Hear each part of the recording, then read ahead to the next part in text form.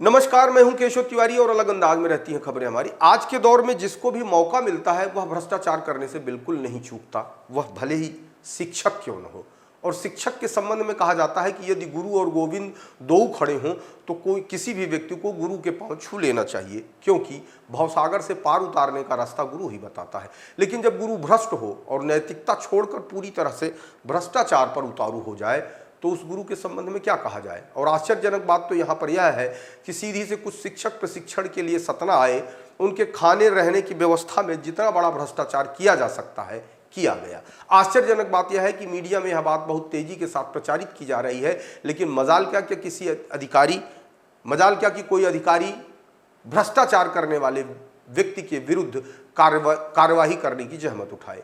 5 लाख से ऊपर का बजट सतना जिला शिक्षा एवं प्रशिक्षण संस्थान को आवंटित किया गया था। सतना से सीधी जिले के 103 जन शिक्षकों को प्रशिक्षण 5 दिन देना था। 24 जून से यह प्रशिक्षण शुरू होकर 28 जून तक चलना है।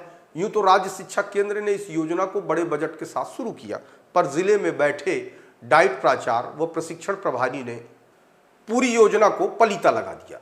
जहां एक और प्रतिभागी प्रतिदिन 1000 की दर से 5000 की व्यवस्था की गई थी, वहीं 100 लोगों पर 5 लाख रुपए का बजट दिया गया।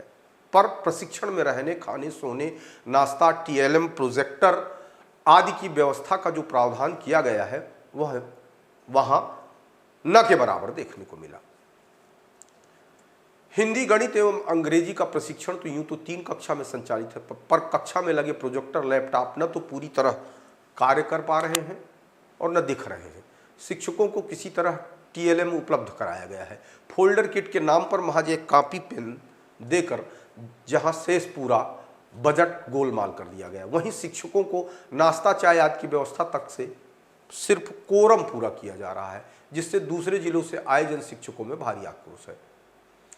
बस स्टैंड के पास ओम प्लाजा में सभी CSE जन शिक्षकों को रोकने की व्यवस्था बनाई गई, पर उन्हें किसी को कमरे नहीं दिए गए, बल्कि 2 हाल में एक साथ बारात जन्मासियों के तरह रुकवाया गया है, जहां न तो कूलर है और न ही AC की व्यवस्था।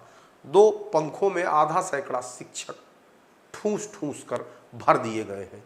रात शिक्षक बैठकर काट रहे हैं। देर रात बत्ती गुल हो जाने पर हंगामा मचा। गर्मी एवं लोड की वजह से लाइट गोल हो जाती है तो सारे जन शिक्षक रात भर परेशान होते रहते हैं। प्रशिक्षण प्रभारी एवं डाइट प्राचार्य का इस संबंध में कहना है कि होटल वाले ने कूलर, इन्वर्टर नहीं दिया तो हम क्या करें।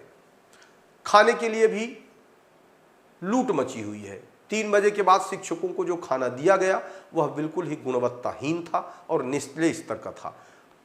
कायदे से अगर यदि कहा जाए तो इस तरीके का भोजन जानवर भी नहीं करेंगे।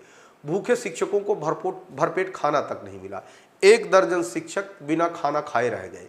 शिक्षकों से इससे गहरा गुस्सा व्याप्त है और इन लोगों ने डाइट प्राचार्य राजेंद्र पांडे से इस की बात की शिकायत की तो उनके द्वारा कहा गया कि सब ठीक तो है। दूसरे दिन थाली की व्यवस्था की गई, जिसमें दाल एवं सब्जी ऐसी क्वालिटी की थी कि दाल में लोग डुबकी लगा सकते थे, लेकिन दाल से रोटी नहीं खा सकते थे। कई शिक्षक गहरी पीड़ा में हैं और उन्होंने कहा कि यहाँ बुलाकर हमारे साथ जानवरों जैसा बर्ताव किया गया। 5 लाख में ठहरने एवं भोजन की अच्छी व्यवस्था की जा सकती थी, लेकिन ऐसा नहीं किया गया। पानी के नाम पर डिब्बे मंगाए गए, जिसमें टंकी का गंदा पानी भर दिया गया। लोग ठीक ढंग से पानी भी नहीं पी पा रहे हैं।